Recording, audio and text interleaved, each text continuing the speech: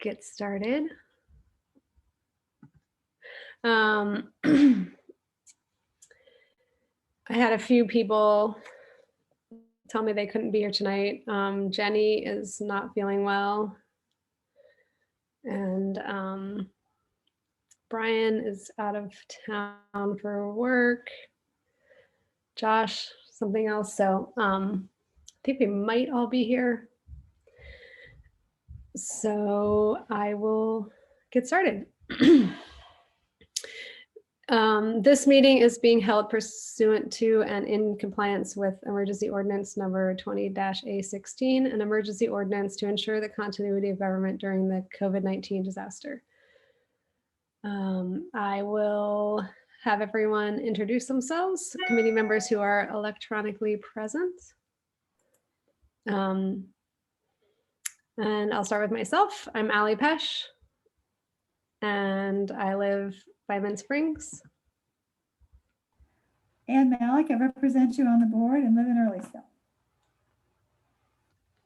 Joe Four, Highlands.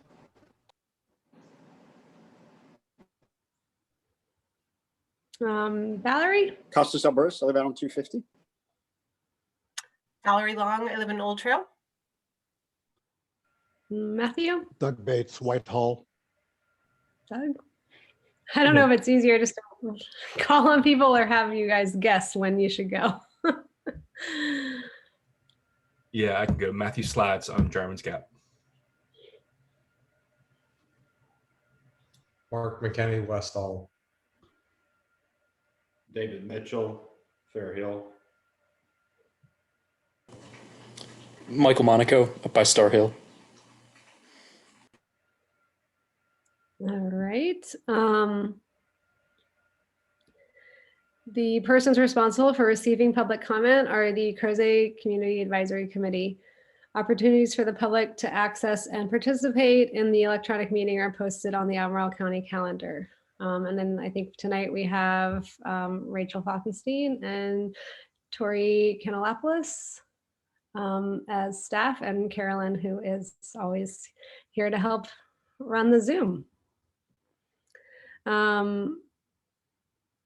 Valerie sent minutes, very timely as usual. So did everybody have a chance to review them? Any corrections?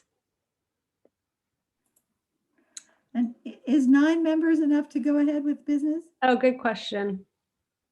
I don't think I count. So there are 9 of the rest of Oh, you. look, there's Sandy. Oh, good. 10. Now you have 10. Okay, that's good.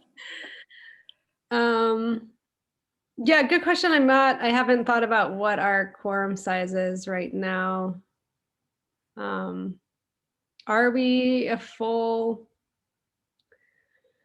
You have 10 of 15, so I think you're all right, but I never can keep Do the we have numbers 15 straight. members now, right now? So, I'll check. It'll take me about 1 minute to pull that up. Yeah, that's okay. Just out of There's curiosity. 16.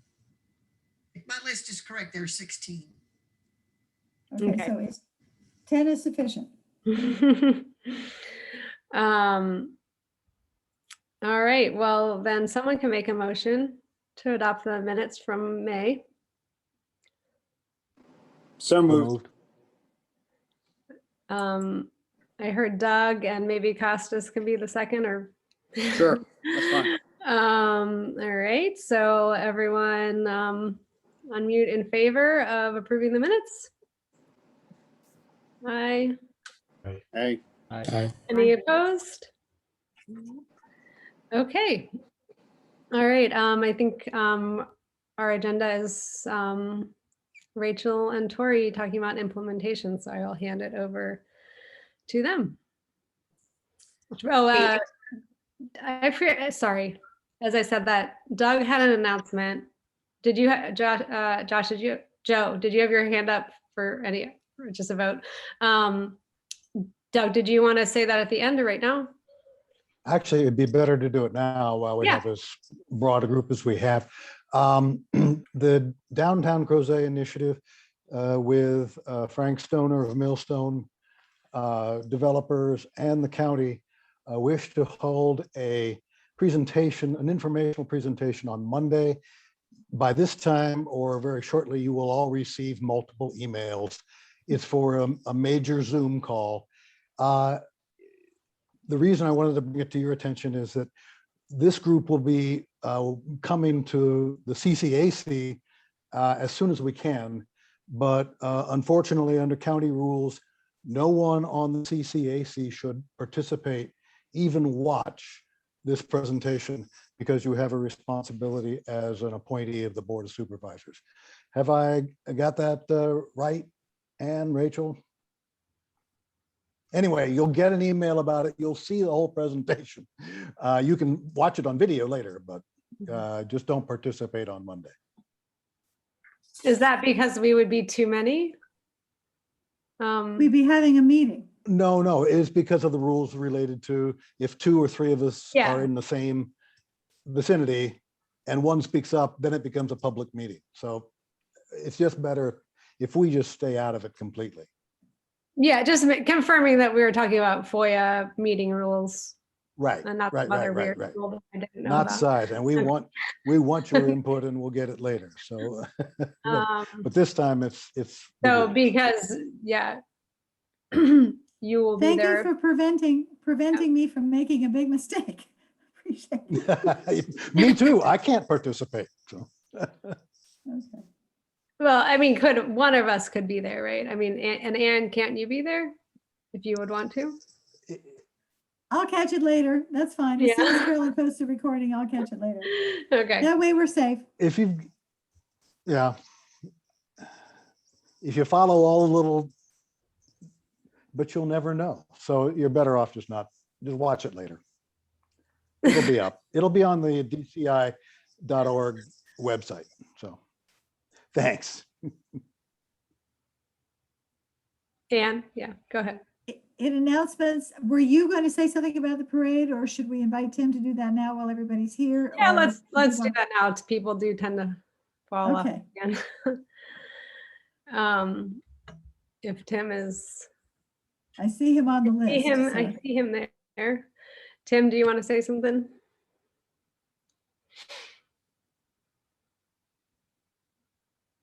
Where is he? He's got his hand up.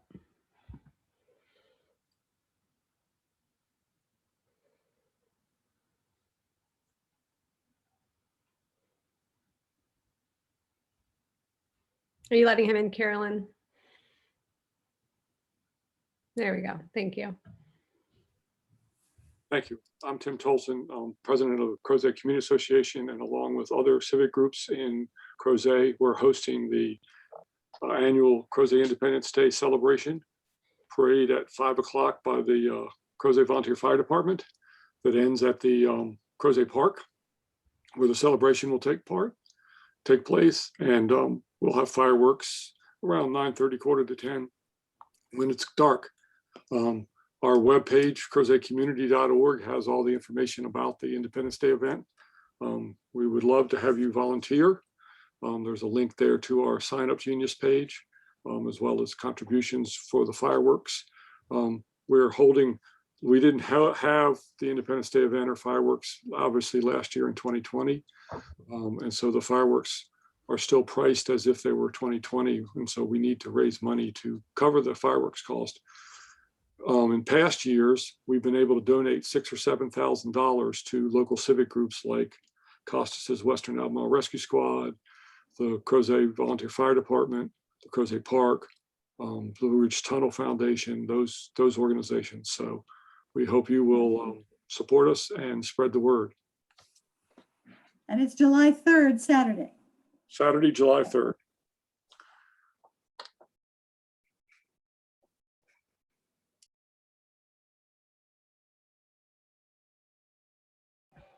Thanks, Tim. I'm looking forward to it. Thank you, Allie. All right, any other announcements while we've got it open? All right, let's go ahead. Stash. Great, thanks, Allie. I'm gonna go ahead and share my screen to kick us off.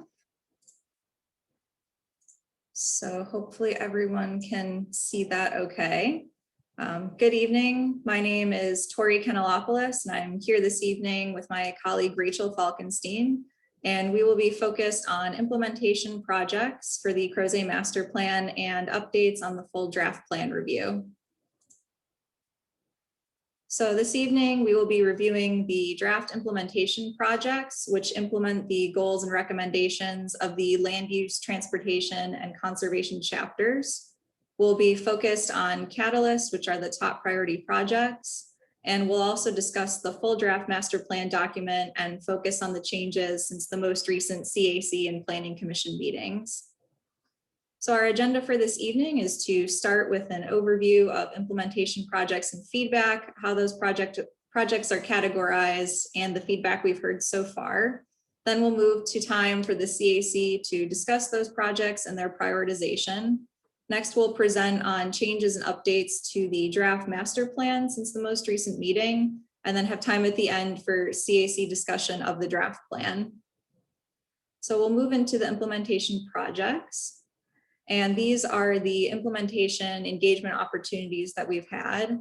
There was a virtual engagement feedback form open on public input to prioritize projects, and that was available from May 25th to June 7th. And we had 105 participants, and we'll be covering some of the results from public input this evening, but if you'd like to see the full results of the engagement and project prioritizing, you can find summaries at publicinput.com/imaginecrozet. We also had 4 pop-up events over 2 days at Old Trail, Brownsville Market, Crozet Library, and Crozet Park. And we held a virtual implementation information session on May 25th, and this was broadcast live and then available for reference with an online recording. And that was meant to help for filling out the public input form as well.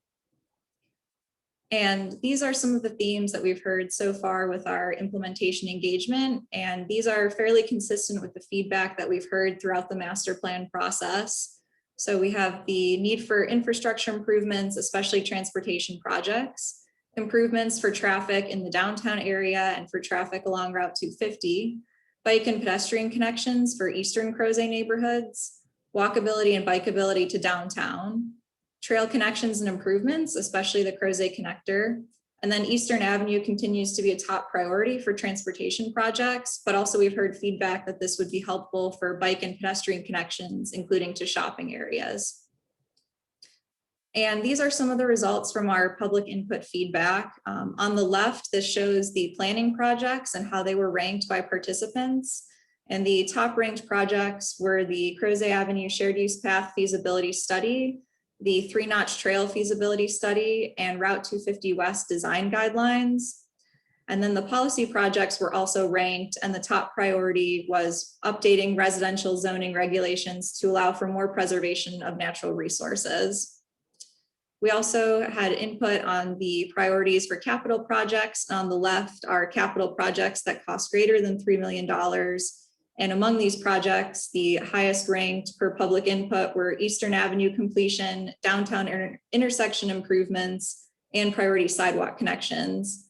And for other capital projects, the highest ranked were downtown street improvements, Crozet connector trail upgrade, and the Licking Hole Trail.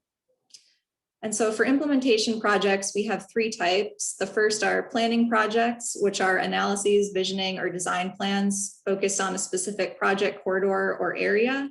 And these are shown in the plan with a triangle symbol.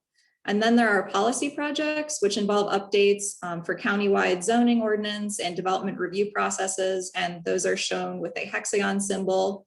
And then we have capital projects, which are public amenities or infrastructure included in the plan, such as parks, trails, sidewalks, and transportation improvements.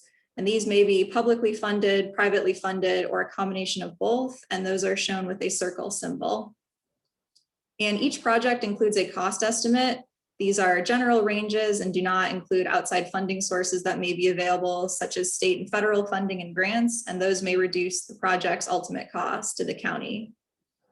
Each project also includes a realization timeframe, which is the amount of time it will take for a project to be completed from start to finish once everything is in place and ready for the project, such as funding and land acquisition. And for transportation projects, these include estimates based on state and federal transportation funding programs and their timelines. And when these outside funding sources are needed, which is especially true for higher cost projects, these timelines are determined by the state and federal processes.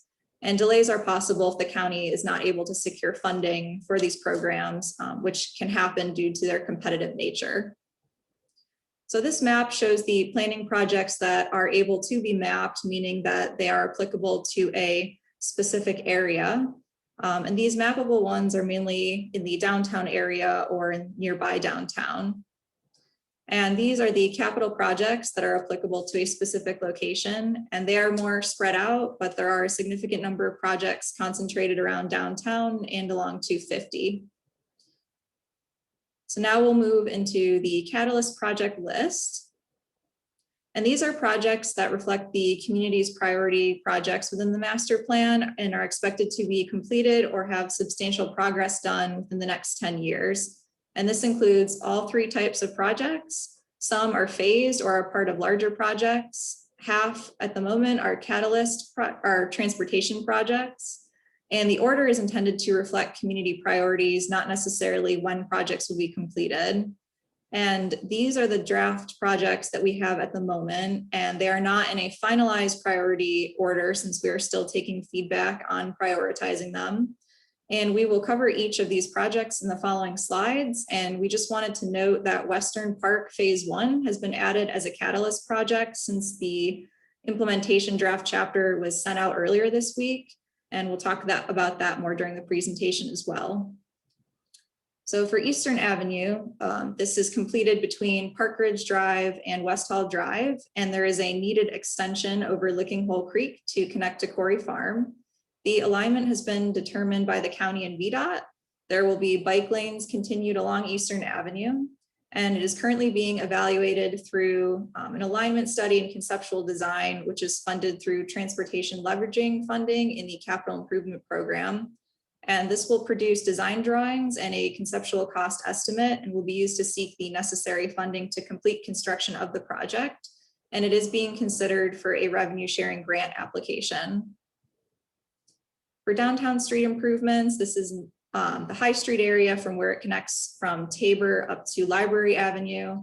And this extension and upgrade is meant to be a local street.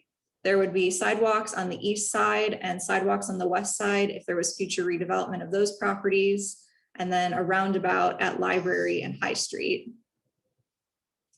The Crozet Connector Trail, we've heard, is the backbone of the Crozet Trail system.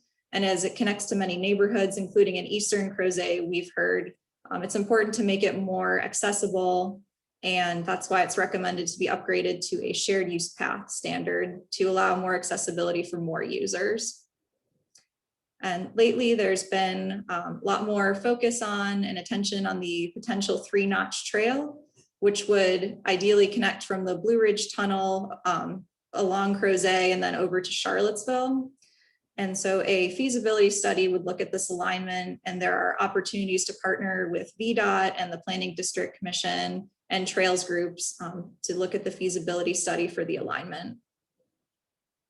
The Park Road and Dunvegan Lane corridor design is part of the recommended projects in the downtown area to improve bike and pedestrian connectivity to downtown. And the study is needed to determine what improvements are needed for cyclists and pedestrians. And then there are also additional recommendations for sidewalks in this area as a separate project. The Crozet Avenue shared use path feasibility study is needed to determine the alignment for a future shared use path along Crozet Avenue, starting from Route 250 and going up toward Dunvegan Lane and the stormwater management facility owned by the county. And there are challenges with acquiring right-of-way and with topography in this area, which is why the feasibility study is needed for the alignment. And for priority sidewalk connections, there were 4 total included on public input where participants could rank those projects. So the top project is included as a Catalyst project, and the other 3 are included as long-term projects. And the top priority that we heard was from High Street and Park Road, was High Street and Park Road from Hilltop Street to Crozet Park, and that's outlined in yellow on the map. So this would help connect neighborhoods to downtown and Crozet Park. The three-notched shared use path has 2 phases, and phase 1 has been included as a catalyst project. This would connect Highlands and Wickham Pond neighborhoods to Park Ridge Drive. We've heard that this is a priority for the community to provide these bike and pedestrian connections for Eastern Crozet neighborhoods. And so this phase 1 would allow a connection to the internal, more central Crozet street network for these Eastern neighborhoods. All 4 policy projects are included as catalyst projects. They were also ranked, and the highest priority was those residential zoning updates. And we expect that these policy projects would be done with upcoming zoning ordinance update work for the entire county as part of the work program.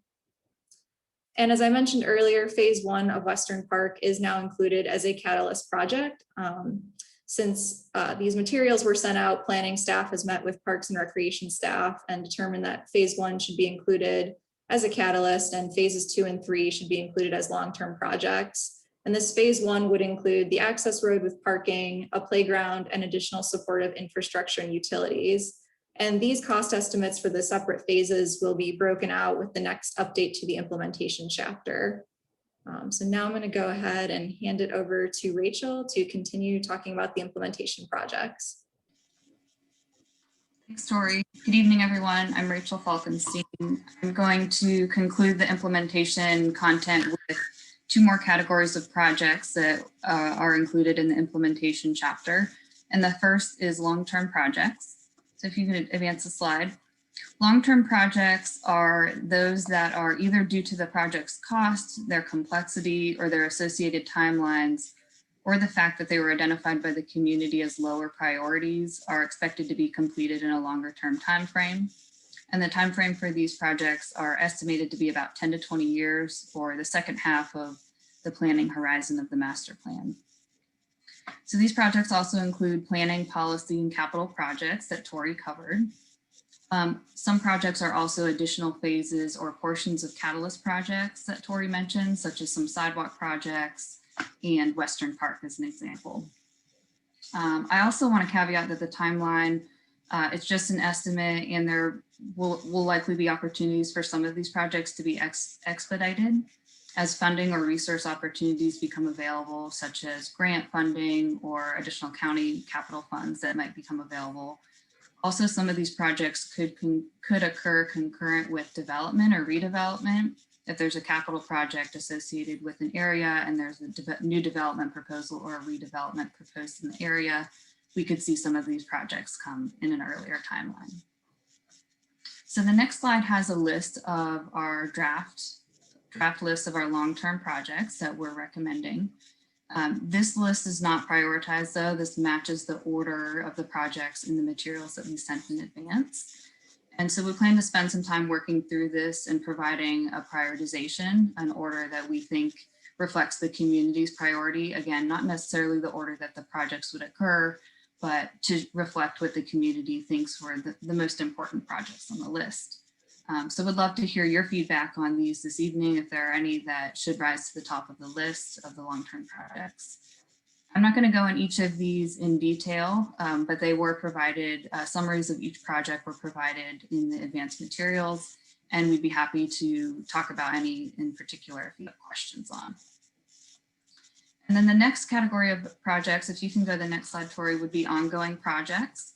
And if you can go to the next slide that summarizes these. So there are also additional projects that reflect the recommendations from the chapters that we shared out earlier. The land use chapter, the transportation and conservation chapter had some recommendations that were not specific capital projects or specific work program projects such as ordinance or policy updates. And we would expect these projects to be ongoing as county processes such as development review processes occur. So if we had a request for a rezoning, these ongoing recommendations would apply to how we would review a rezoning request. These are also projects where timelines might be out of the county's control. One example would be parking recommendations related to the redevelopment of downtown. Those recommendations would come into play as that development and redevelopment occurs and wouldn't be listed in a time frame. And so we don't have these listed in the advanced material. So if you can go to the next slide, Tori, This provides a list of all of those projects. Again, these reflect recommendations that we've already shared out with you all in the draft chapters, and they're the ones that are just kind of ongoing work that we would do as part of our normal processes or would be related to a timeline that we don't have control over. I'll highlight one that is an additional recommendation that's got the box around it. It's called Community and Rooftop Solar Projects. I'll talk about this more when I share some of the changes to the draft plan, but this is a new recommendation that wasn't in the previous land use draft. We've had some engagement with our climate action planning team and looking for ways to incorporate more recommendations from our climate action plan into the Crozet master plan. And that's a new recommendation that we didn't previously have. So again, I'm not going to go through each of these because they are already reflected in the draft that you all hopefully have seen by now, but we'd be happy to answer any questions that you have. So now we're going to pause for your discussion and feedback. We'd love to hear any feedback you have about the implementation projects. So general feedback you'd like to share, but specifically, we'd like to also hear if those are the right catalyst projects that we've listed, if you think we've got it right from the feedback we've heard, or if there's a change that you would like to see to those projects. So I'm going to turn it back to Allie to facilitate that discussion. All right, thanks, Rachel. Thanks, Tori. I'm trying to pull up the materials so I can look at them at the same time, but I'll go with Sandy first. Yeah, I just had a series of quick questions. First of all, are these priorities based on the input of 86 individuals? Was that the survey that you did, or were there more people involved in feeding back on these ideas? They were based on the people who filled out the online materials, as well as the collective feedback we've heard from the master planning process in general. So how many individuals would you guess?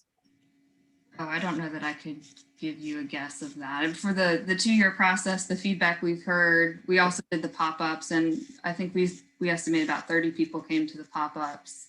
And then all of our CAC meetings, our workshops, our other online. So I don't think I could give you a guess on that.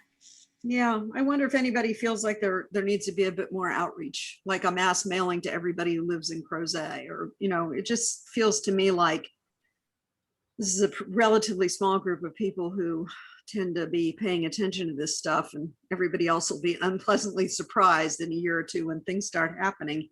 The Park Road and Dunvegan Lane corridor design, is that strictly cycles and pedestrians, or are you thinking a road there? So the recommendation is for Dunvegan to connect to Park Road. So it would be a new roadway for that segment, and then the portions of the existing roadway for bicycle and pedestrian facilities. And that's now a private road, right? Park Road? No, Dunvegan. Oh, correct. So what do you have to do? Eminent domain there to get the permission to go through? It would just depend on the property owners and if there was able to be a negotiation for the county to purchase right of way. That presumably would be a pretty slow process, or could it be quick? Just trying to figure out how soon that might happen. It really depends. Yeah.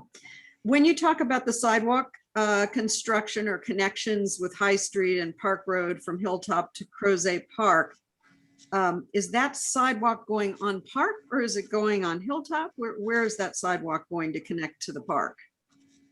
Both. Sorry? The recommendation is from Hilltop on High Street and then on Park Street. Okay, all right. So nothing's happening to Hilltop in terms of its sidewalk. Hilltop is one of the recommended sidewalk projects. It just wasn't the top priority. So okay. Be expected to be a longer term. When you talk about residential zoning update to allow for natural resource preservation, what is that? So our current residential zoning ordinances have lot width requirements, and sometimes that I would say conflicts with environmental preservation if there are features on the property that the developer wants to preserve or the county wants to see preserved. Sometimes that lot width would conflict with a preservation goal. So we'd be looking at those, and lot size as well. So just to allow more flexibility then in individual projects. Correct. Okay. With conservation, you talk about removal of invasive species. Is that something that would be done by county staff, or how's that going to happen? So on county property, we would expect county staff to do it, but county staff would not go on private property and do that without permission. Okay, and my last question has to do with the enhancing of the canopy and on open space. I guess that's for communities or neighborhoods that have lots. Anne, is there any thought on the county's part of getting that going quicker? I mean, that would seem a pretty small project. If you could, offer the trees free or offer some kind of financial incentive to get communities planting trees. It's a great thing. I'm just afraid it's going to get lost in this very big shuffle. I think that is something that we can expedite with partners. You may remember that the Lions Club had purchased 1,000 trees to plant along New Jarman's Gap, only to be found that they couldn't do it because of all the utilities and everything underground. So I think there is great interest in the community, and that's certainly something that, with the proper locations and the other side of that is to make sure we don't have any more buffer destruction where we're cutting down 100 2-foot diameter things and replacing them with something that's 2 inches in diameter. Exactly. So, yeah. That happening, I think, has sort of poisoned the well in the community for all those kinds of activities, unfortunately, and will be a very long time before that is healed. Well, I don't even remember it. I'm not sure how many people are aware of it, but an awful lot of people have noticed how many trees have come down. So perhaps it's time for the board to revisit this issue and see what can be done sooner rather than later. I think what was maybe included too, Rachel, may not be, is the increase in the percentage of canopy retention and tree conservation plans and things like that is part of this discussion, is it not, to try to, as far as the zoning changes might be carried out? Or am I just off the program here? A tree preservation ordinance, is that what you're asking about? Is something like that included in what you have listed on the project list? That specific item is not listed in the Crozet master plan, though I'll share that's probably something that we'll look at countywide as we do. We're gearing up for a countywide zoning update, and that would likely be a topic of consideration. Great.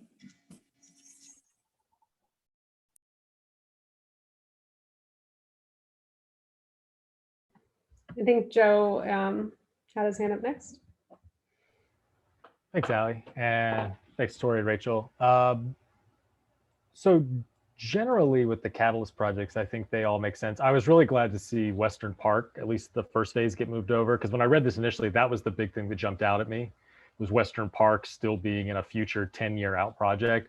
I guess my biggest sort of complaint takeaway here would be, why can't all of Western Park be over there in that Catalyst project? I think just given the fact that it's been in the works for so long, that the phase is at least getting started, the land's already there. I think if I had my druthers, I'd love to see all of Western Park as a Catalyst project. I understand it's expensive, but it's not a Eastern Avenue, Licking Hole Creek Bridge expensive. So that would be my sort of, in terms of Catalyst projects, that would be my suggestion, would be get Western Park, all of it over there.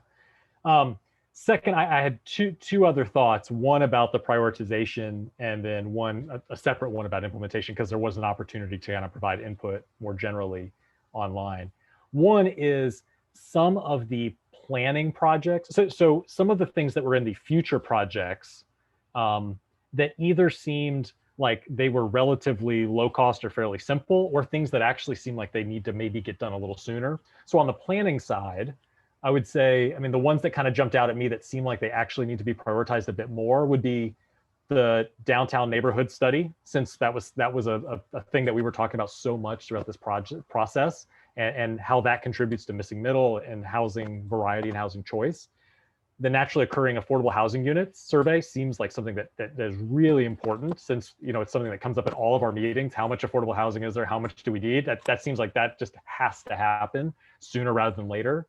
And then the other big two, I would say the next one was the transit plan.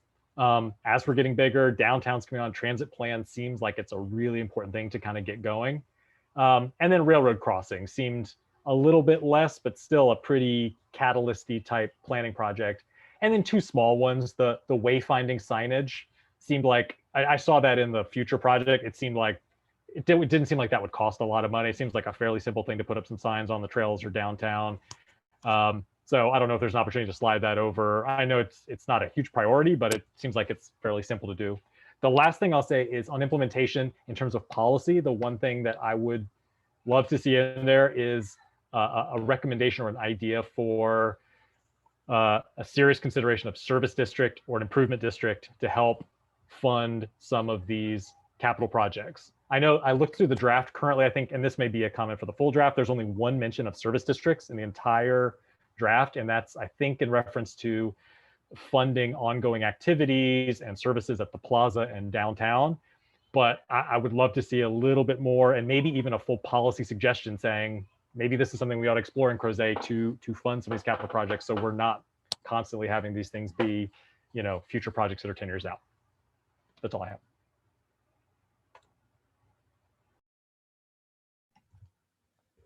Okay, thanks, Joe. Real quick, I just wondered, where is the list of the Catalyst projects, just so that I can refer to it?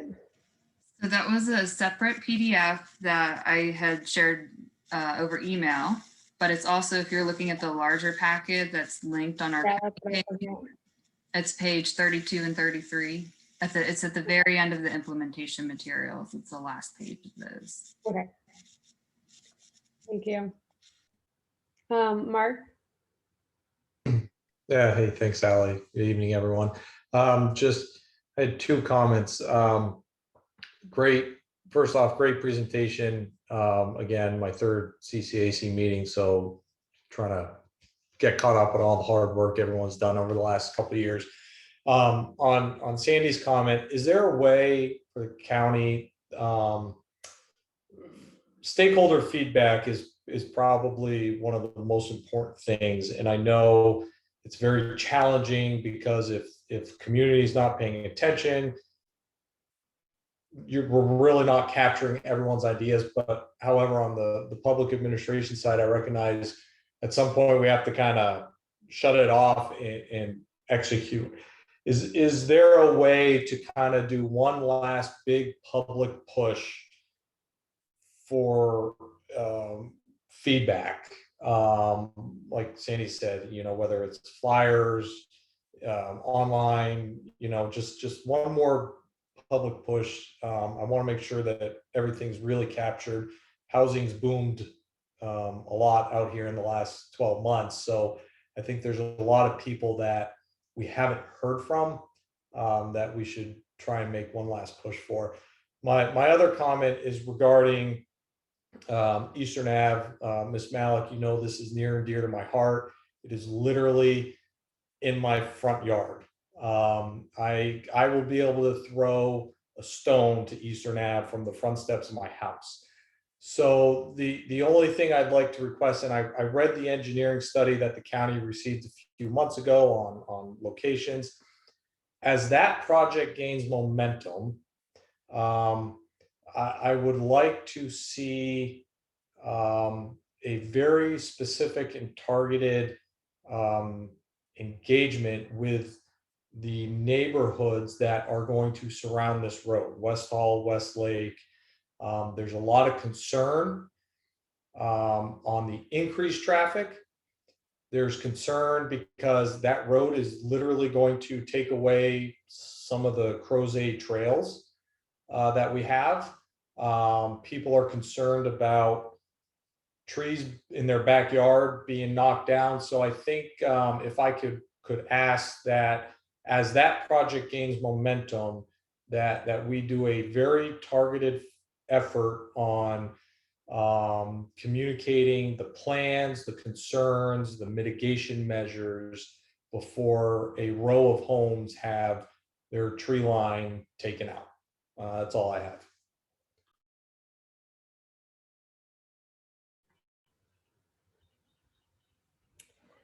Okay, thanks, Mark.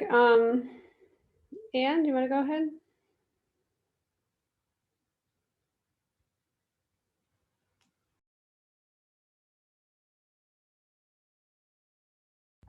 Anne, you're still muted. All right, so this is going to be news to staff because I just learned it the other day, but it's not really a permanent delay, and that is for the 3-notch trail, separate from the 3-notch path along 240, but the 3-notch trail from the tunnel to the city. I have had conversations with VDOT folks who I happened upon, and I asked them about it and was told that while there is no more available capacity for them to take on this feasibility study this year. So I should cool my jets about trying to get the county to push it this year because there are no hands to do the job.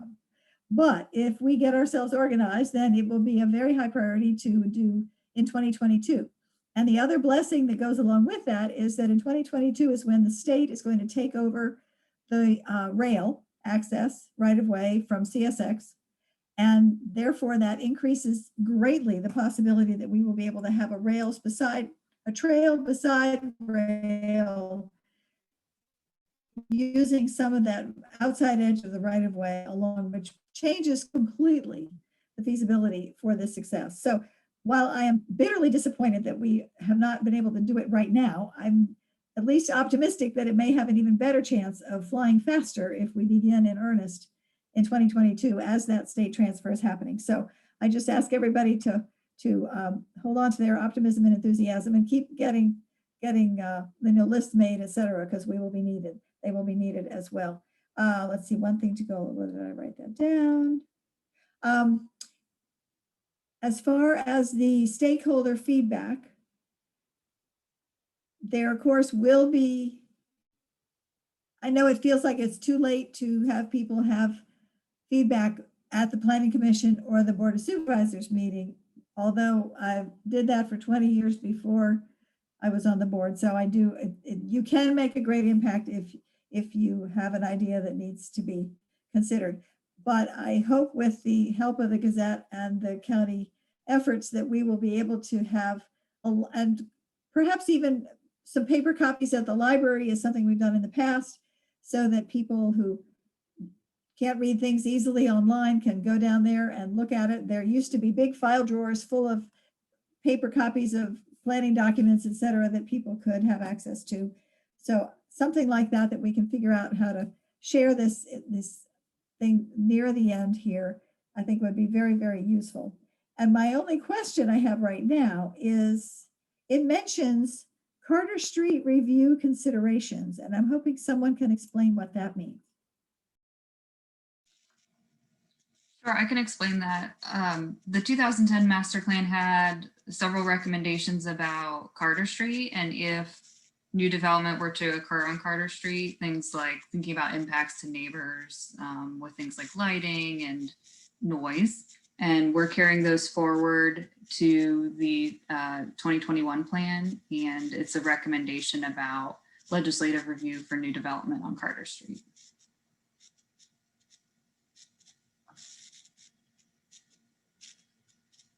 Okay. Thank you very much. With all the work on Blue Ridge Avenue that's already happened, it's almost like everything jumped over Carter Street and moved further west.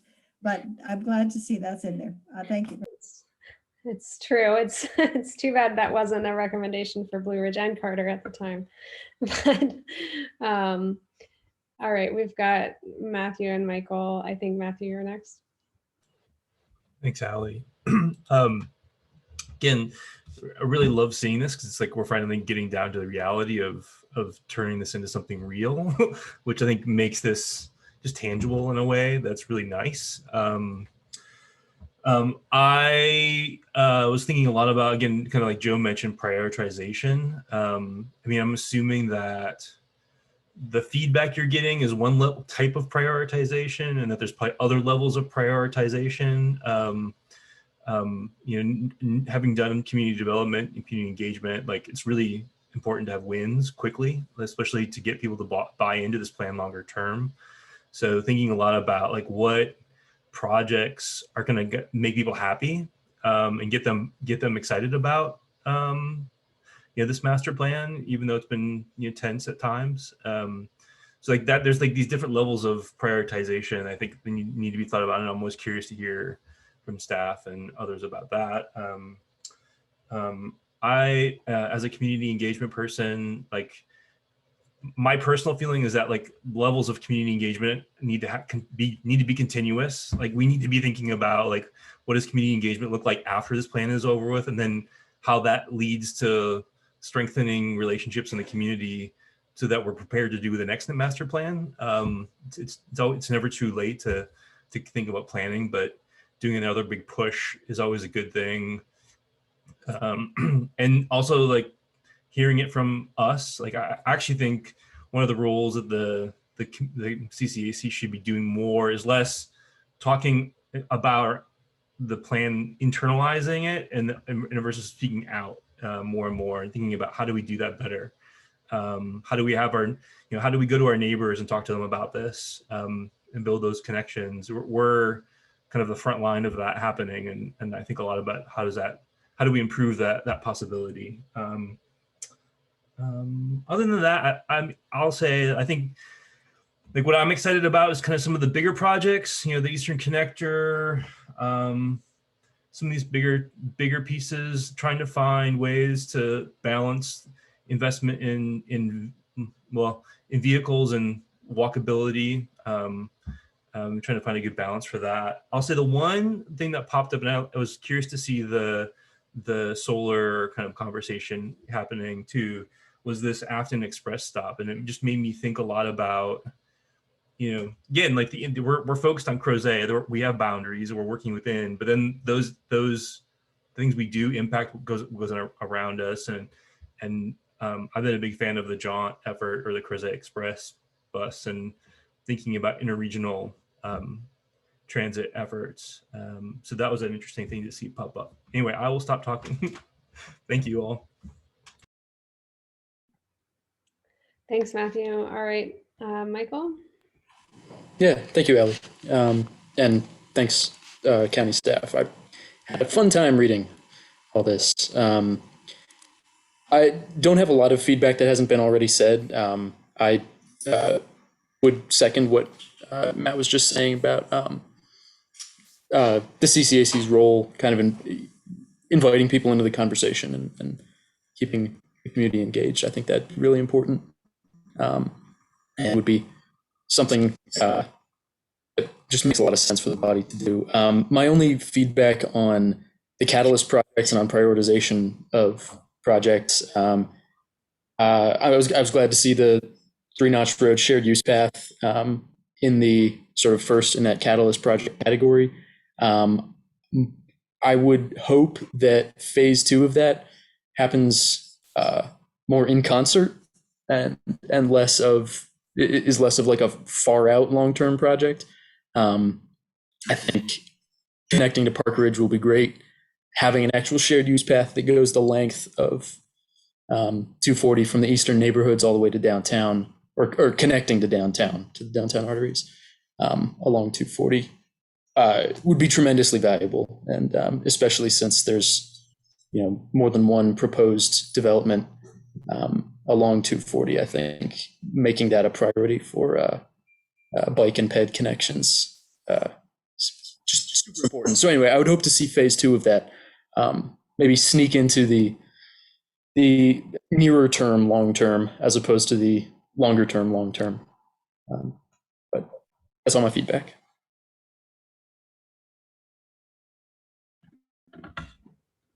All right, thank you. I have my own feedback to share about the priorities, but Sandy, if you had a comment. Yeah, I just wanted to follow up on this whole discussion of how we reach out to the community. It seems to me that the county sends out tax bills, a couple times a year. Why are we not including a 1-page survey that can be returned to the library or the schools or wherever you want? I mean, that seems to me a very targeted way to reach out to people.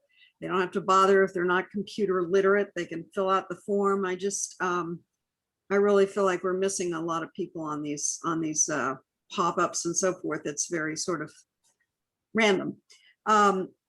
I am concerned about the Parrot Branch issue, the water quality, because in a sense, when you ask people about their priorities, you know, their priorities may not be the most important things. And I'm wondering if we're going to get to a point where the state forces us to do something about the compromised quality of our creeks. You know, the reason that people probably don't vote for these things, they don't see them, but it's pretty important to the quality of our water.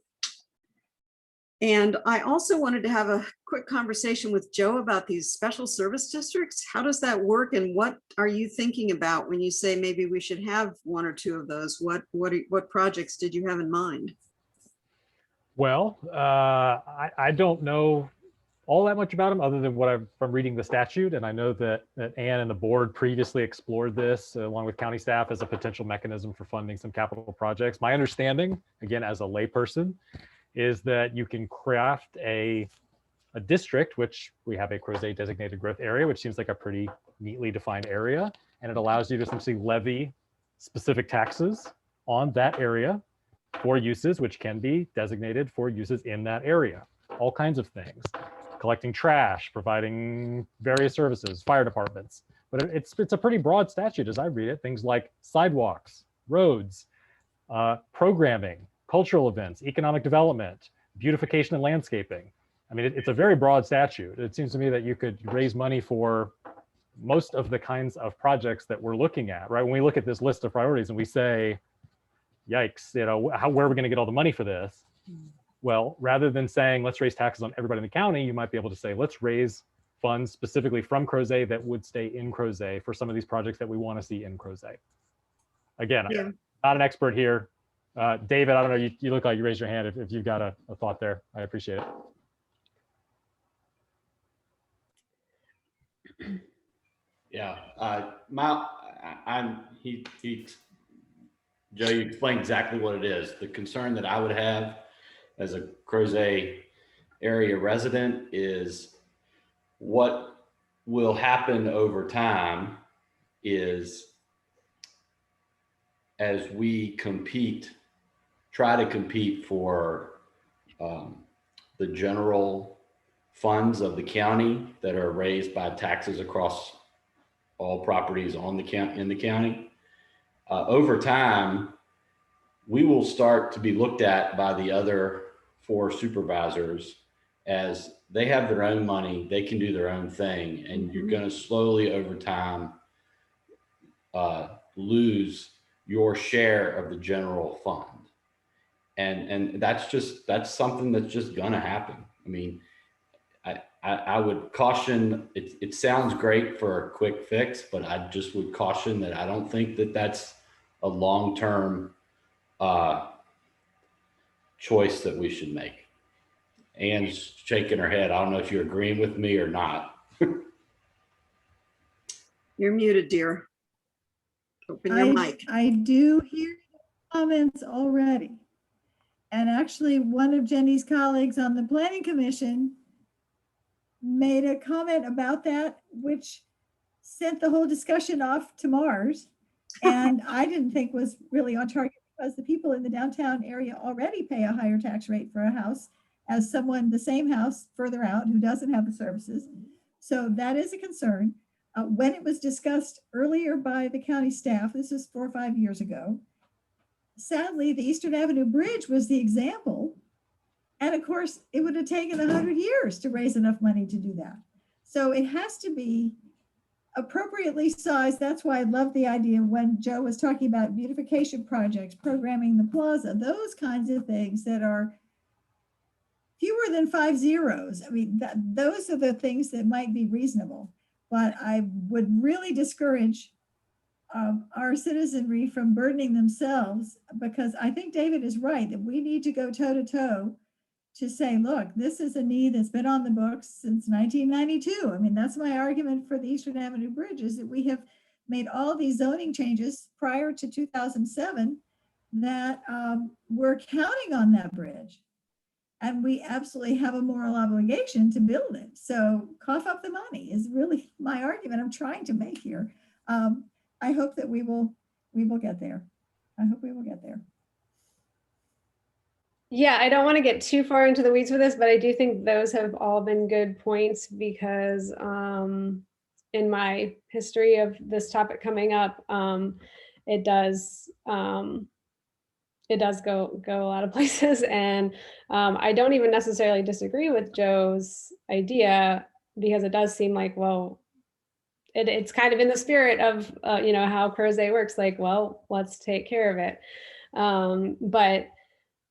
Yes, we already are paying taxes, and I think it's a lot to say that, yeah, and very good point. The taxes are higher on people who are living in the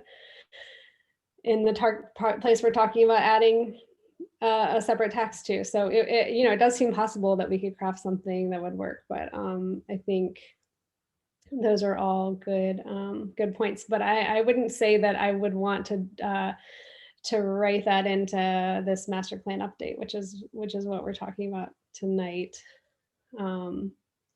So Dave, did you want to have? Yeah, just to put a cap on it, it's not just living in Crozet, but you will find that in the western half of the county, the assessed values of the properties are 15 to 20% more than the exact same house somewhere else. And it's for lots of reasons, which is why we all live here. And, we should continue to fight for our fair share of revenue expenses. So that's it. I mean, Allie and I actually agree on something. It's an awesome day. Yeah, look at us. I'm going to put that in the minutes. Okay, noted. Yeah, it's probably not as rare as it might seem at these meetings. One other thing, it's unfortunate that, and I understand why the statute isn't written this way, but if you could reduce your tax rate by the amount that you're doing the funding source by, that would be fine. But obviously counties don't want to lose control of revenue sources across the board. So, it's just we should continue to just fight for our fair share. Yeah. Good discussion. Thanks, Sandy, for asking, and thanks, Joe, for bringing it up. So just my own comments, I'll, since no one else has their hand up, and then we can get to the, Matt Helt. I like seeing Eastern Avenue at the top of that list. That is a priority for everyone in our area, and just so overdue. I agree with Joe that maybe the one that stood out to me on the right, the naturally affording housing survey. I kind of like to see that over with the affordable workforce housing priority. Those seem to go. I would like to have that bumped up maybe. And then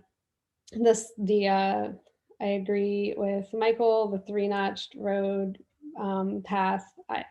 And I'm speaking from my own personal opinion, but also what I have, noticed during this whole time in some of our bigger attended meetings. I feel like you guys have done a good job pulling out not just the 105 respondents on the public input this week, but I do think that these were the ones that rose to the top over the course of the last couple of years of talking about these projects. So the 3-notch path, the High Street Park Road connection. I don't care as much personally about the Dunvegan Lane corridor design. I was a little surprised to see that on the catalyst list because that was a pretty new idea, and there's a lot of things here that I think come before that. So that would be a lower one for me. Did anybody else from the committee want to comment on the priorities list specifically? that didn't get a chance? Valerie, yeah. Thanks. I'll just, at the risk of sounding like a broken record, reiterate the importance of Eastern Avenue. And again, really happy to see that at the top of the list. We hear so much from the community about transportation concerns and needs. And I recall the meeting we had a year or two ago when Joel Genenzio from VDOT came and talked about all the projects, and we all realized, whoa, if you just build Eastern Connector, you solve all these other problems. Yeah. So thank you, Anne, for all of your dogged efforts over the years. Hopefully that will happen sooner than 5 years and be particularly impactful for the community. And then likewise, echo Joe's comment about Western Park. You know, the developer donated that land to the county, I believe 12 to 14 years ago. And it's so overdue for the entire Crozet, Western Albemarle community. So it'd be great if more than just the baby step phase. That's obviously great, but we're way overdue there too. So thanks. Unfortunately, those are two of the most expensive. So. It's okay. I agree. Thanks for your comment. And yeah, if Eastern Avenue could be like, and it's like with a bubble around it and some stars, that would be great. And yeah, I agree. I didn't mention Western Park, but especially just based on my sense of community input, that is really high. Mark, you want to? Yeah, thanks, Sally. Hey, real quick, the topic of done vegan. So my opinion, because I live on that end of town, done vegan has to be prioritized with Eastern Ave because of the park expansion plan, because of the downtown Crozet initiative plan. We need to have done vegan in a top priority. Not the top priority, but in parallel to Eastern Ave, because when you open up Eastern Ave and you connect 250 into Westlake, West Hall, Foothill Crossings with the park expansion, the downtown Crozet initiative project, you are going to probably almost double the vehicle traffic through this area. You got Parkside Village that's got the expansion going on with, I think, another 36 residences. So what I'm saying is done vegan needs to remain in the top echelon process here. Thanks. Sorry, Sandy. Yeah, just a quick question back to the sidewalk, because I know people want to have pedestrian access to the park. Why did you decide that you would put that sidewalk along Park and not on Hilltop? Hilltop would be cheaper, quicker, more of a straight connection from other parts of town to the park. And I know that people have asked for a sidewalk on Hilltop. So what's the thinking there? The justification for that was the highest favored sidewalk project that we heard from the community. I think there's also a good planning justification with I think the points that Mark was just making with Eastern Avenue connecting. I think we'll see that to be a busier corridor than it is already now. Yeah, I personally think that Park, I mean, and I don't know if Sandy's been at some of the meetings where Kevin has really gone over those sidewalks for the past several years. I just think that there's a reason that Park got the support there. A lot of people use that road, and I think its safety would improve for motorists, cyclists, and pedestrians in a way that would have a really big impact. Yeah, but we're talking about pedestrian access. So wouldn't you want to go with a less busy road? And yeah, just the connection on Hilltop isn't going to serve, isn't going to have as big of an impact, I think, because of the way that, I mean, if you look at the whole map, it's just a busier road. More people are using Park.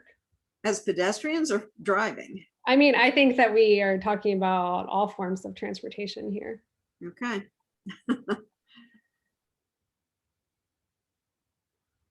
Anyway, we can disagree on that. Dave? Yeah, I just want to reiterate that I think you're not just going to be serving the park, you're going to be serving all of those neighborhoods, West Hall and whatnot. farther to the, I guess, east. And I think that's, that's probably the right, more bang for your buck, better future use type of thought process. I mean, again, as someone who has a cyclist in the family and as someone who walks a lot, I just think it would be safer actually to wend the pedestrian access through existing residential neighborhoods and not on a busy road. What about going through Glenbrook, for example? Wouldn't that make more sense for people to, if they're going to walk to downtown or the park, consider putting the sidewalks in quieter areas? Yeah, I mean, there's just houses all along Park, and I mean, there's Park Lane, there's houses on that side of it. I mean, you're talking about accessing just, Parkside Village right now, and there's already a great way to get, I mean, like once they connect High Street and the plaza, you'll have pedestrian access from Parkside Village through the brand new downtown.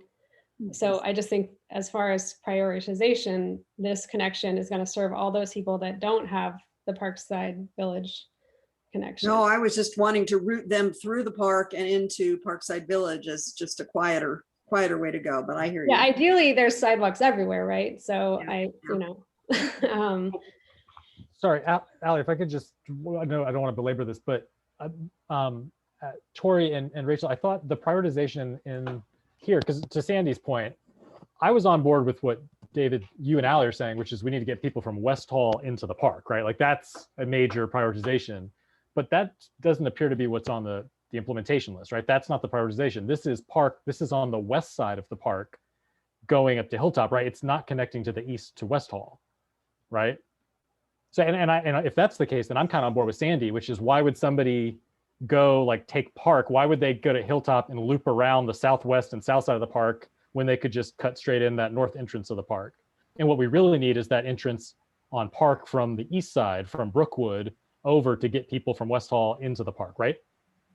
My point was not that this was a segment that would be completed and that's the end of it. I think it's getting you closer to larger chunks of developed areas so that in the future, I mean, we can't build everything at once. You've got to build it in segments. And I think that's just, strategically, I think that's the right thing to do first. But well, no, that's what I'm saying I think you're right in terms of staging though, but isn't the more important connection in the short term to connect West Hall and those places along Park to the park, because the people who are along Park going to the southwest and up on Hilltop, they can just pop over to the park, right? They're basically abutting the park, or like Sandy says, they could just loop around onto West Hilltop. There's not that many residences compared to West Hall and all that over on the east side. There's not that many people that are on Park from the park entrance around the west side up to Tabor, right? There's not that many homes, right? I mean, I'm sorry, maybe. Yeah, maybe sure. Yeah, sure. I think that this is, yes, you're right. High Street from Park Road to, I think that I'm guessing, and if Kevin was here, maybe Rachel could speak to it. Like there is some thought to why this is also more important than building because actually this sidewalk would, if you build a sidewalk on Hilltop, you've still got to build this piece that it intersects with. And for some reason, Kevin had put these together, the L that goes up Park, that goes on High Street. I think you also have to consider there's obviously more traffic on Park. And so if you can build some sidewalks that are safer, there's a safety component here as well. That's what I was saying earlier too. Yeah, I mean, it's not just, I think the road improvement on Park would serve everyone well. Anyway, I also think that we've spent a lot of money already studying this, so I trust the county staff prioritization here as much as I would love for Sandy to get her Hilltop segment. And I will use it. I run on Hilltop Street many times a week, and I do it to cut through the park rather than going on Park Road. But I just think this is working with my sense of prioritization. So, Mark. Yeah, so West Hall again, so Park Road, just as Eastern Ave is near and dear to my heart, sidewalks to the park are near and dear to my heart. I will not let my kids walk on Park Road, ride their bikes on Park Road to go to the park. My only other option right now is to send them through the woods on the trails, which they will not do with an adult. And I know many other families. There's 100, I think there's 100 units just at housing units just in West Hall, 100. Westlake is completely sold out now. That's at least another 100, probably. You got Foothill Crossing, Glenbrook. So part of this sidewalk topic, I think, the priority ties into probably the downtown Crozet initiative. If that project's starting to get going, I can, as a West Hall resident, I can understand why the sidewalks are being focused more on the western end of Park Road and Hillside to support the downtown Crozet initiative project. When it's done, the foot traffic, because I'm sure a lot of people are going to be going from there to the park and vice versa. However, I would like to see the Park Road to Brookwood sidewalk project be elevated, simply because that probably should have been done 10 years ago. You got the park expansion project working its way through the planning commission right now. That's going to get done probably in the same time that the downtown Crozet project is going to get done. And oh, by the way, you talk about vehicle traffic. When 2019, Park Road is averaging 1,700 vehicles a day on average. When you open up Eastern Ave, you're probably at 2,500 per day going on Park Road. So I think that sidewalk project needs to get elevated. Thanks.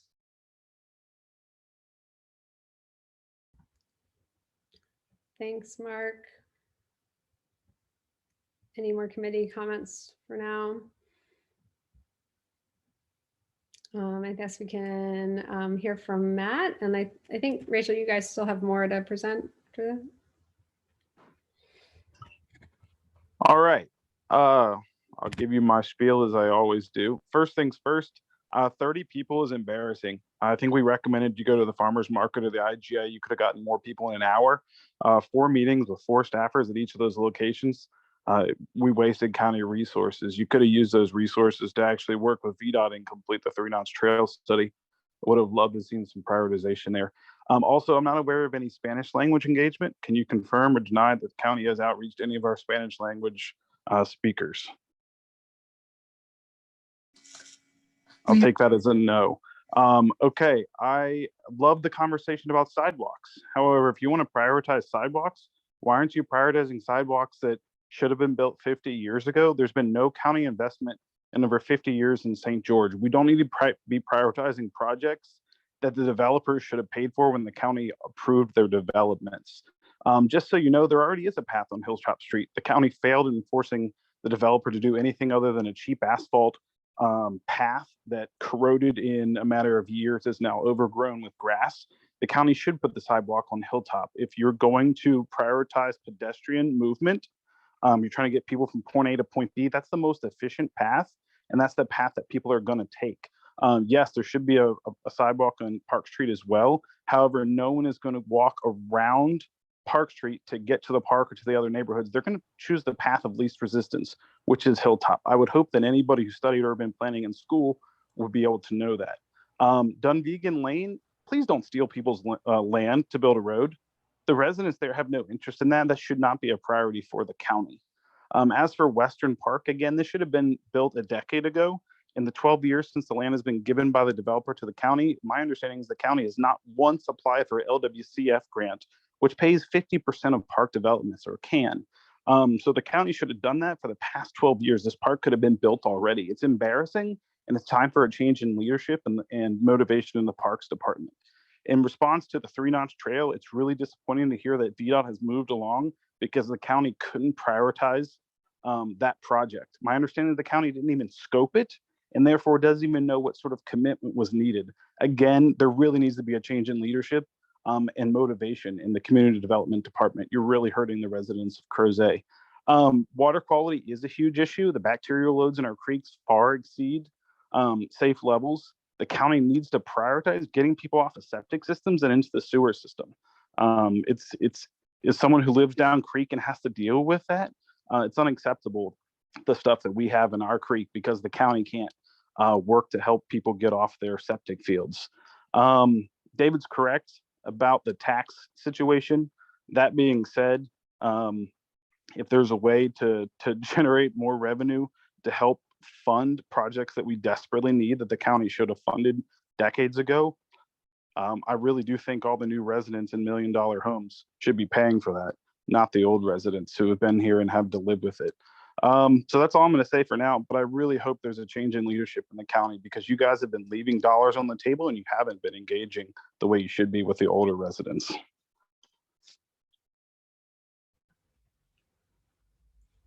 Thanks, Matt. Rachel got cut off as far as the Spanish engagement. Did you want a chance to respond to that and anything else that Matt brought up? Sure. We did not do any Spanish engagement. This is kind of capacity we're still working on as a county and trying to get better at. Our current process is we do translation services when we have a request for that.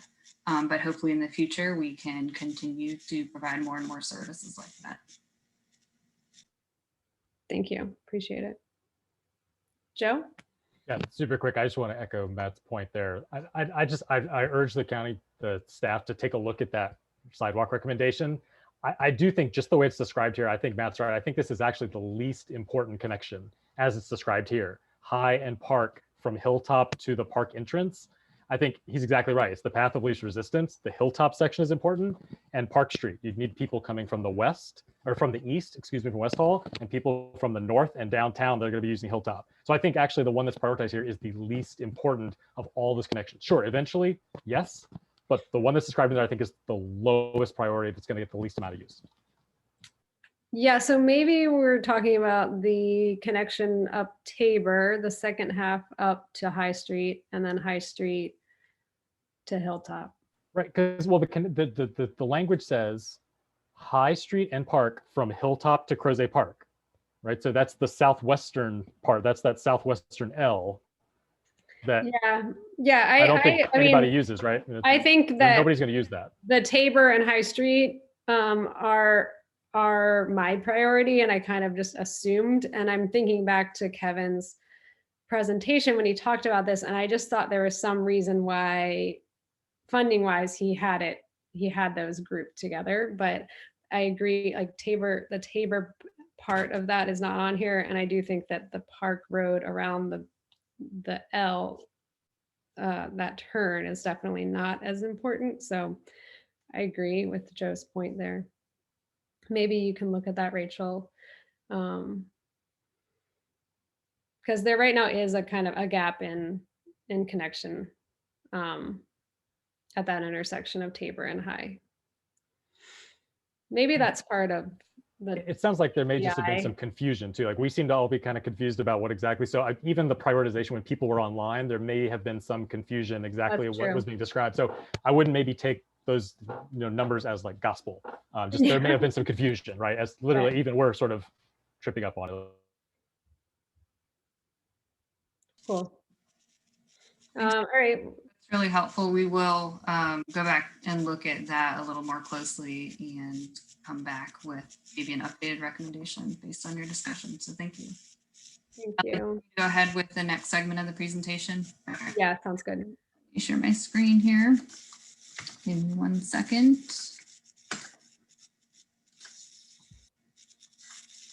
Okay, hopefully you all are able to see that, and let me get my view.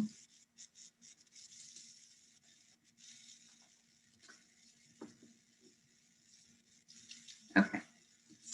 So I am going to wrap up our discussion this evening with just a quick couple of comments about the draft master plan itself. I recognize that we just sent this updated draft to you all. about a day and a half ago, so you probably haven't had time to read it in full, but I'll talk about upcoming engagement opportunities as well. So the master plan document, this should be pretty familiar to you all by now. We'll have 5 chapters in the plan: introduction, land use, transportation, conservation, and implementation.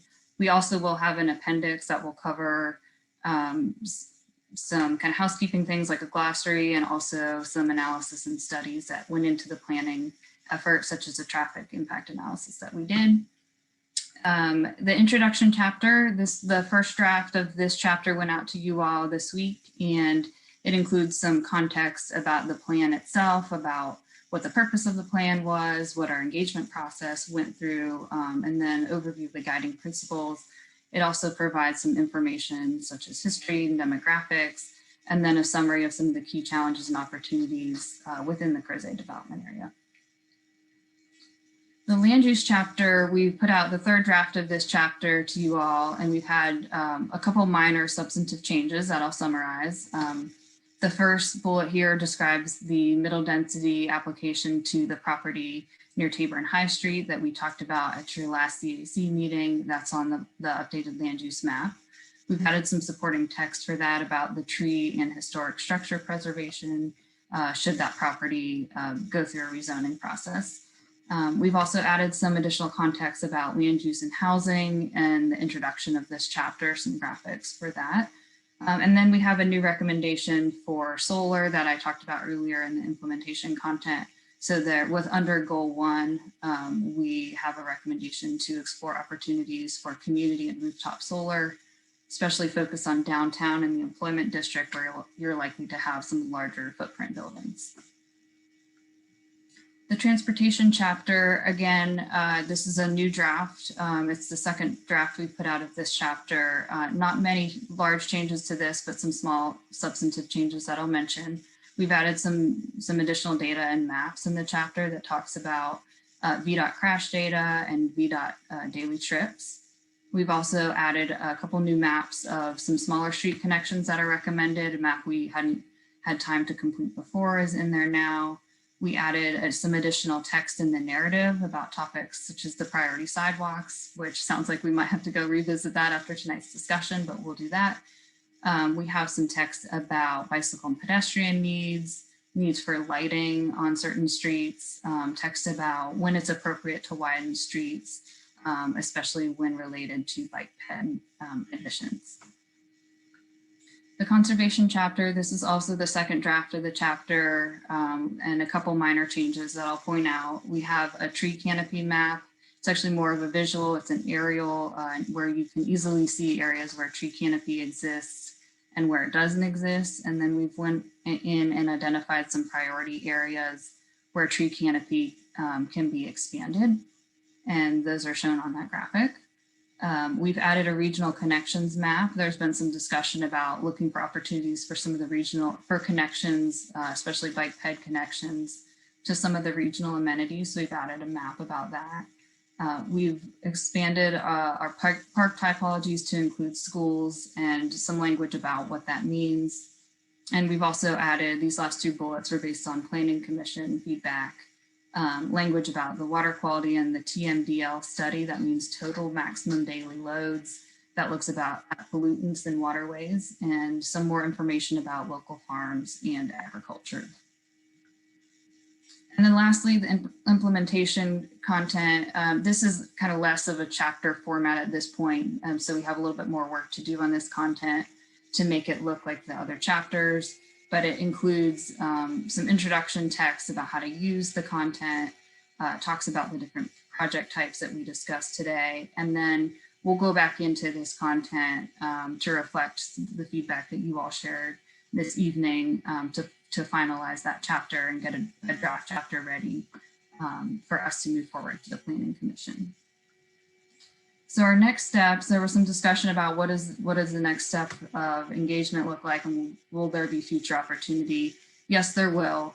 We still have a couple of steps to go before we get to our public hearings, and we'll continue to accept feedback and make revisions to the chapters and the content as we move along.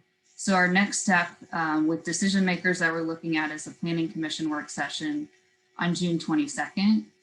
So we want to have the full draft plan out before then, and we'll have it online and opportunities for pop-ups. Next week, we're going to do another round of pop-ups focused on downtown Crozet. That was where we had the most success of finding people. So we'll share that information out when it's available on the dates and times of those. And we'll also have the full draft plan online again for people to read, spend time with. It will be on for a couple weeks because it's a lot of content to get through. So there'll be opportunity for people to read and provide feedback online as well. From the Planning Commission, we'll have a work session with the board in August. That'll give us time to turn around the Planning Commission feedback and do yet another round of revisions before that August board work session. And so that is all I have for you. I will stop sharing now and happy to answer any questions or hear any feedback you have if you were able to read any of that content so far. Thanks, Rachel. I'm pretty excited to be at this phase of this project. I was just gonna say, as far as when the full draft is online, could we get like a draft copy on the table at the library, or like, are people able to like request a paper copy of the draft at the office, at the county office building or something? Like, is there a way for people to get it, to look at the draft? Absolutely, we can make some draft copies available. We did that with our last round too. We put some draft, the implementation packet in the library, and we'll plan to do that again. And then yes, people can call and make requests for copies as well. Yeah, it might be nice. Just, I could try to tell people that you can go, especially with that long of a document. It might be that, people might actually take a trip to the library and sit down with it rather than trying to scroll through it online. So it might be nice to publicize that opportunity as well. Valerie? Yeah, I think those are all great ideas. The other way to maybe get at a large group of people would be to circulate any notices to the homeowners association representatives. I know most of the larger subdivisions, or maybe all of them, have kind of professional management people who have maintain email distribution lists for all their residents. Maybe that's a fairly easy effort to do that. And we probably, those of us who live in the neighborhoods, subdivisions, can certainly help with that, if that would help you, Rachel. And then of course, there's always the dreaded next door, which, can be dreadful, but also people do seem to read that. There's certain people do. So that's another way to at least get it out there to people. Obviously, there's only so much you can do, but those are some two ways that wouldn't require too much effort, and I'll certainly volunteer to help with that, if that would help. Thank you. And I would appreciate if you all are in HOAs, or if you know of HOAs nearby and you have email contacts, if you could send that to me via email. I have a couple, but I certainly don't have a comprehensive list of all the HOAs in Crozet. So we send it out to the ones we know, but there are many more out there that I don't know. So that would be appreciated. Yeah, and I think to Matt's point about getting people excited about the plan, and just getting a sense of like community ownership of it moving forward. And, people who are moving in like Mark did, and, know about Eastern Avenue and how we've been waiting for it for 30 years. Stuff like that. Getting it out there in this draft form is going to be super helpful long-term. Even looking forward to our next revision, especially because this revision really is, hopefully getting us set up for a smoother transition next time, since we really have upgraded its the style and format of everything to be consistent with the rest of the county. So we've done a lot of work, and I'd love for everyone in the community to feel, to feel a part of it before it's all said and done. Any other comments on that part? Committee members? Anne? just to invite the CCA, the Community Association, and Tim Tolson has, I think, a very thorough list of representatives from different neighborhoods who came more often a few years ago, but I think people are starting to rev up again. So that's another wonderful way to get a whole different cast of characters than the people that we've been hearing from so far. So Tim, if you're still on, we'll be chasing you. And we'll share your email with Rachel so she has it. Thank you. Yeah, I don't see Tim on the list right now, but yeah, we can count on him, and obviously there's I don't expect county staff to be at the 4th of July sharing the master plan, but maybe there, we do often have volunteers, and I mean, we could have, if the timing's right, we could have some good materials there when people are arriving at the fireworks. So that's I volunteer to run the table at the July 3rd. That's Thanks, fine. Ann. Bring me Yeah. stuff. That's great. a great place to engage with people. We could absolutely help prepare materials for that if someone's interested. We could print. Yeah, I'm sure. I mean, we can add it to the, I mean, Ann can take it over, but also, I mean, we can add it to the volunteer list to make sure that there's somebody there to help engage there. Sandy? Yeah, I just want to say that we should be careful about not leaning too heavily on homeowners associations, because that will skew your responses from people who live in relatively newer neighborhoods. And I'm sensitive to Matt Helt's remark that we've sort of left the old residents of Crozet out of the conversation too much. We need to find a way to get to those folks, and especially if they're not using their computers. I still think either mail or possibly the Gazette. I mean, everybody reads the Gazette, so think about using the local media to get the word out about controversial issues or to solicit public input. Yeah, I mean, I mean, I'm pretty sure I gave Andrew a whole page in, when we started off, and we could definitely do that again. Just make sure everyone knows where we're at in this big, long project. I think, anybody else? I see Matt Helt's got his hand up again, so we can let him back in.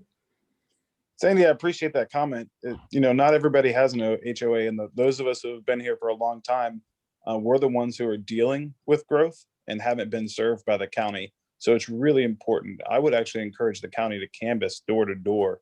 That would be very respectful for them to do. Our local politicians, the state delegates, even the national politicians can canvass, and I would certainly hope the county staff could. In regards to the land use, or whatever you're calling it, future land use, I hope you subscribe to and read the Gazette. And I hope that you figured out who R&H are.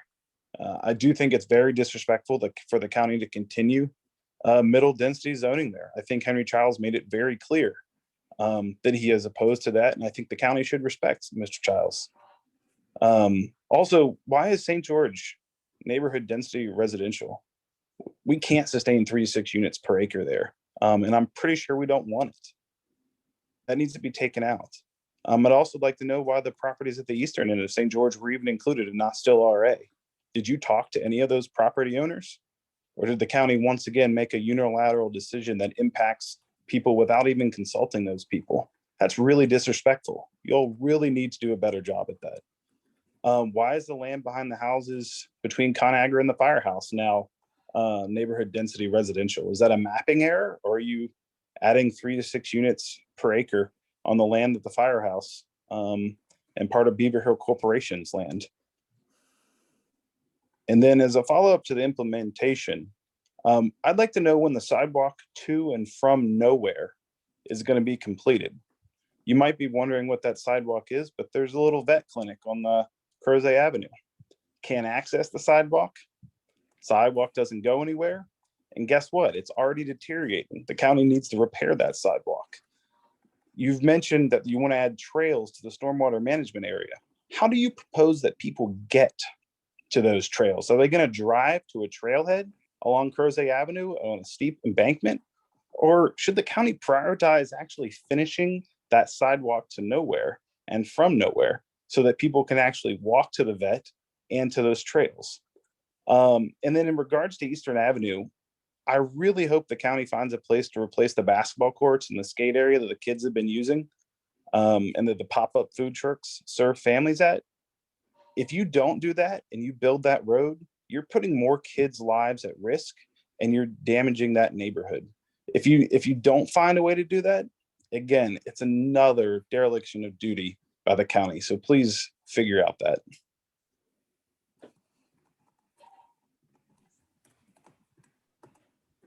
Thanks, Matt.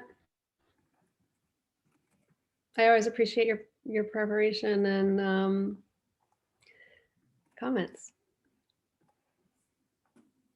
Anybody else?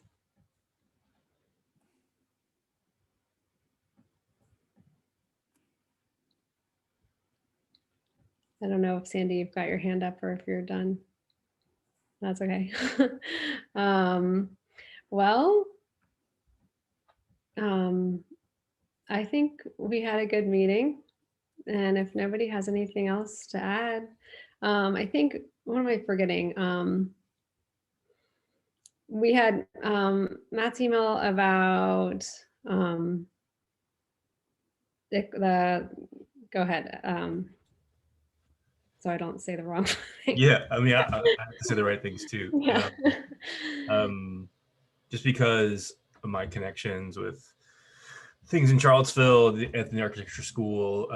So the county just with the UVA Equity Center just finished up this equity report card. Is that right? And it just had me thinking about like how that.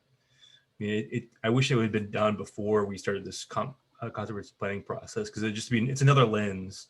But I'm hoping that maybe at some point when we have time, we can invite Siri Russell from the equity department, equity and equality department in the county to come talk to us a little bit about that. So just another thing to kind of, I mean, they're pulling a ton of data together just about equity in Albemarle as a whole. I think we're better off than most. So, but it's something that I think we need to be considerate of. So it's something I'd love to have come talk to the CCAC at some point. Yeah, I agree. I think that would be really appropriate for our committee, and I would love to do it soon, which brings me to the other thing I want to talk about, which is our next meeting. We have been going full steam with the master plan work, but it was somewhat traditional to take July off. I personally will be on vacation the week our meeting falls in July. So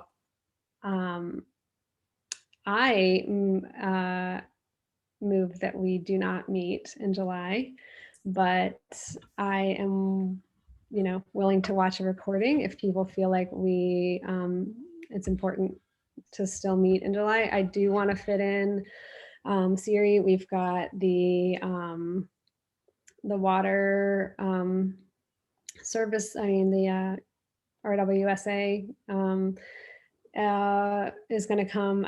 We kind of have a backlog since we haven't had time to have presentations recently. I think I'm excited to start engaging with some of those people again. So I hate to lose a meeting, but also, it's July. Even tonight we had, I couldn't even, I had to check my email, but like Sean and several people couldn't be here tonight. So I worry a little bit about having one of those meetings when a lot of people are going to be on vacation anyway. And I think, Rachel, you guys don't really need to, for us to meet in July, as I recall. So it might be a nice time to have a break. I second your motion. Is that true, Rachel? Like, you guys don't have an agenda for us next month as far as this work? That's correct. We're not planning any master plan content in July. I'll also share about the equity assessment that Matt was referencing, we are in the early stages of discussing a possible joint CAC meeting in September.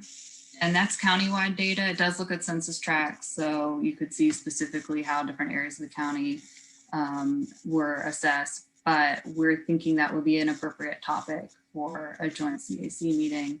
I don't have any more information at this time because we're just starting that conversation, but I can follow up when I know more. Yeah, I agree. I think it would be good for that, and still would love to talk about it just as far as Western, the CAC aspect of it. But I mean the Crozet CAC aspect. But that's thanks for bringing that up. Okay, so I don't know if we need to vote, but I saw some hands go up that people feel okay about taking July off. Maybe, yeah, okay.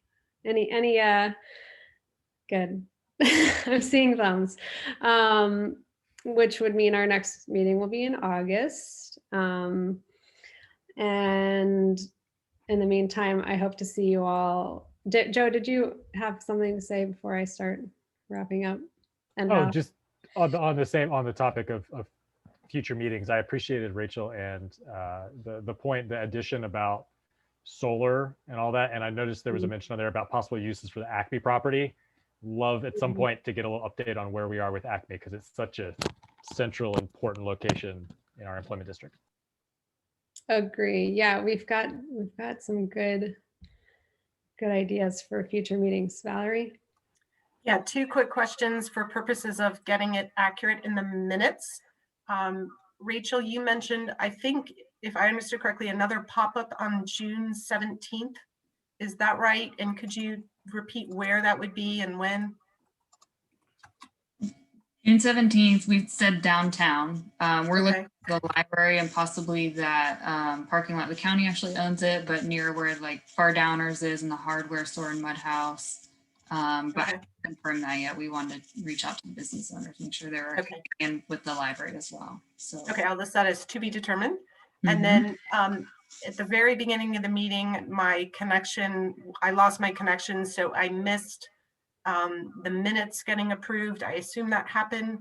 Can anybody tell me who made the motion and who did the seconding? I think we did Doug and Costas. Okay, thank you. And was there anything else I missed in between you calling the meeting to order and then I caught the tail end of Tim Tolson's comments about the July 4th? I think. Or if there is anything, people can shoot me an email. Because Anne, you said that you brought up the parade, and Doug talked about the DCI and that the CCAC members should not attend the meeting on Monday because they are doing a community meeting about the plaza. Doug, right? Okay. Right. But everybody else, all 11 of you who are still watching, thank you for being here. And you guys should all listen to the DCI presentation on Monday about the plaza updates. Okay. Thanks, I'm very excited to hear about it. Tell your friends. Yes. Yeah. Good to see that coming up again. Okay, so I think that's it. I don't have my legal thing pulled up right now. So bear with me.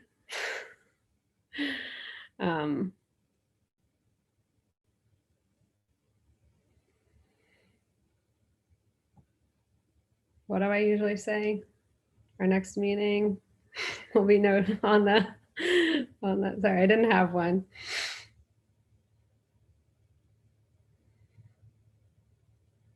Our next meeting is tentatively scheduled for the second Wednesday in August. Opportunities for the public to access and participate in the electronic meeting will be posted at a later date in accordance with emergency ordinance number 20-A16 and open meeting requirements of the Virginia Freedom of Information Act. All right. Thank you all. Thanks for being here. See you at the parade. See you at the parade. Can't wait. Happy summer.